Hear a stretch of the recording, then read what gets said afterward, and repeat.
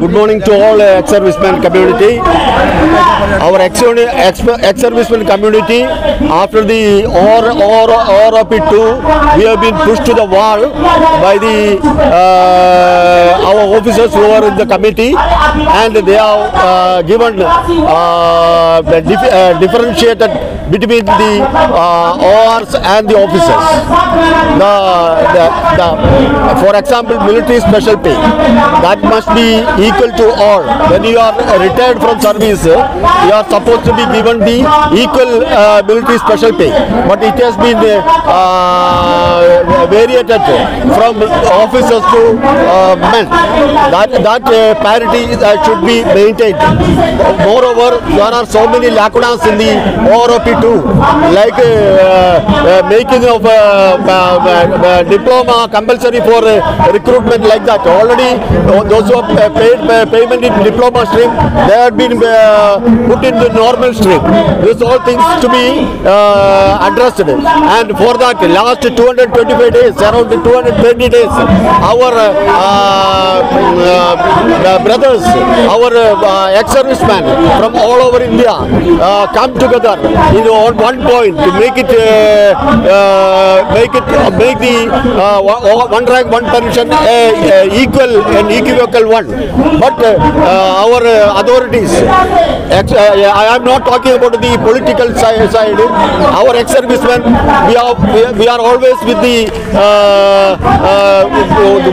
those who do good with ex-servicemen. We will be with them. That's only we can tell. And about 2024 polls, it may reflect, because all over the they have 98% of the ORs been sidelined by 2% of the officers community. We are 98% and the officers are only 2%.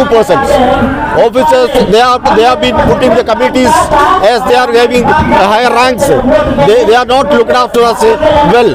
They are supposed to actually taking oaths to keep our subordinates problems in high esteem, but they are not given any this to our their subordinates.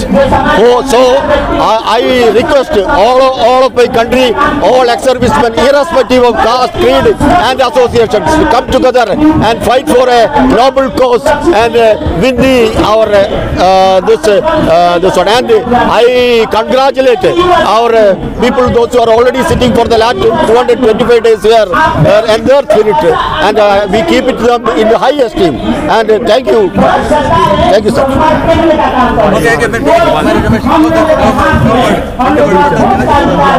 सबसे पहले ये जो जितना भी channel वाला है, local channel वाला है, यही आप लोग ही हमारा सबसे बड़ा समर्थन देता है। आप लोगों का सबसे पहले मैं धन्यवाद करता हूँ।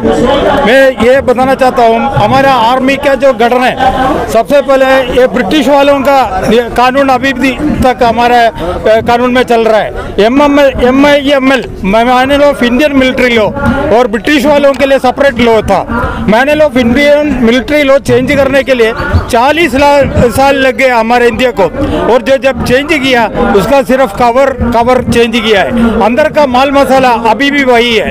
और यहाँ देखो, अभी हमारा जो पे कमीशन बैठता है, हमारा जो ऑफिसर्स है वो सिर्फ उनका रेप सिर्फ पे कमीशन में जाता है, और वो जो मनमानी है उन्होंने जो लास्ट आखिरी में जब 7th पे कमीशन में डिफेंस का पे कमीशन जब सेपरेट किया, तो उन्होंने क्या किया, 7th पे कमीशन में उनका जो पे फिक्सेशन है 2.81 में फिक्स किया, और हमारा जो जवान है उसको 2.57 में फिक्स किया। और हमारे जितना भी जो ये एक्स-सर्विस लीग का जो ऊपर जो बैठता है, जो ऑफिसर्स, जो हमारा मेजर जनरल जो सतवीर सिंह जैसे आदमी लोग हमारे जवानों के साथ धोखा दिया है। उन्होंने इस तरीके से काम किया है कि हमारा जवानों को, जब नाइक और हविलदार को, क्योंकि वो संख्या बल थोड़ा सा ज़्यादा है, तो उनको एक कुछ टुकड़ा दिया, और बाकी जो हमारा जवान जेसीओस है उनको तो जो पे हमारा अभी लेवल अभी है उससे भी कम करके, एक सूबेदार का तो नियर अबाउट 1600 रुपये से ज़्यादा कम करके फिक्स किया है। बेसिक उन्होंने अभी हमारा पेंशन तो कम नहीं किया, लेकिन फिक्सेशन ऐसे कम करके किया हुआ है। और जहाँ भी MSP का देखो, दुर्घट परिस्थिति में जो आदमी काम करता है उसको MSP दिया जाता है।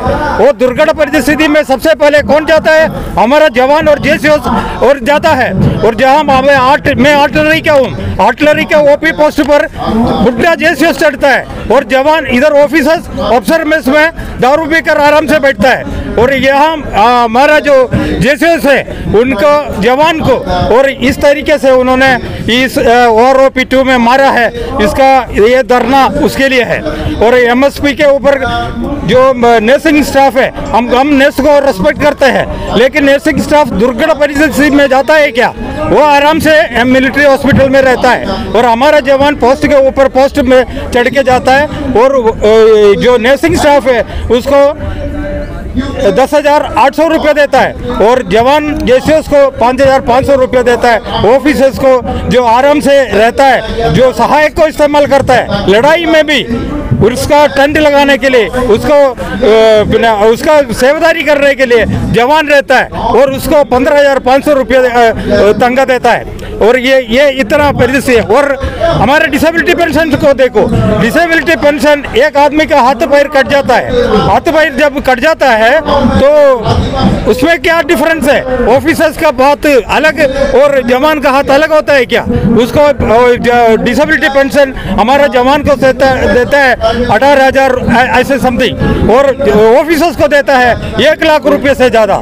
ये सब गलतियाँ जो है सुधारने का जरूरत है। और प्रीमेचर रिटायरी, पहले का प्रीमेचर रिटायरी को OROP2 मिलेगा, 2014 के बाद नहीं मिलेगा। ये सब क्या हिसाब किताब है सर? सब एक जब OROP2 का मकसद क्या है? सबसे कम सर्विस किया हुआ आदमी को सब पेंशन को, जैसे सिविलियन के साथ हम टैली करके देखता है, OROP का मकसद यही है कि शॉर्ट सर्विस में हम लोग पेंशन आता है। तो ऐसे पोजीशन में हमारा जो जवान है उसको भी तकरीबन अपना ज़िंदगी गुजारने का जो पेंशन मिलना चाहिए, उसी मकसद से जो है हम लोग OROP को इंट्रोड्यूस किया है। लेकिन अभी क्या है, अभी सीधा ऑपोजिट, जो 60 साल सर्विस करता है ऑफिसर, उसको OROP2 का पूरा फायदा मिला।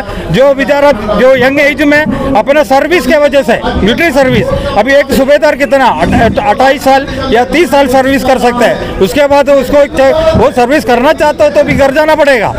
शॉर्ट एज में 48 to 50 ईयर के अंदर सर्विस करना चाहता है लेकिन नहीं कर सकता। ऑफिसर्स ऐसा नहीं है, वो 60 साल तक सर्विस करता है, OROP2 का, OROP1 का पूरे का फायदा वो उड़ाता है, जो जवान को वो फायदा नहीं मिलता। और जंतर मंतर में ये जो इतना दिन से जो हमारे जवान लोग बैठा है और 229 डेज हो गया, उसको पूरे का पूरा जो हम समर्थन देते हैं। हम केरला वाला है जो बहुत दूर रहता है, हम डेली इधर तो नहीं आ पाता, लेकिन हम कलेक्ट्रेट मार्च और पूरा जितना भी इनका जो योगदान है वो हम केरला में भी किया है। काफ़ी दुनिया उसमें हिस्सा लिया है और सबको धन्यवाद करता हूँ। जय हिंद। सबसे पहले सबका संघर्ष कमेटी का कपिल गोपाल कृष्ण सर और बाकी जितने भी इधर बैठा हुआ है उनको सबको धन्यवाद करता हूँ। यहाँ इतना दिन से 229 दिन पूरा हो गया है, इसके लिए बहुत बहुत धन्यवाद। और साथ साथ में मीडिया वालों को बहुत, जितने भी चैनल आते हैं सब मीडिया यही दिखा रहा है, यही सब टीवी में आता है, इसके वजह से सबको मालूम पड़ता है, बाकी दूसरा कोई पेपर में नहीं आता है। और मैं ज़्यादा नहीं बोलना चाहता हूँ, सबको धन्यवाद, थैंक यू। भाई बहुत बड़ी तादाद में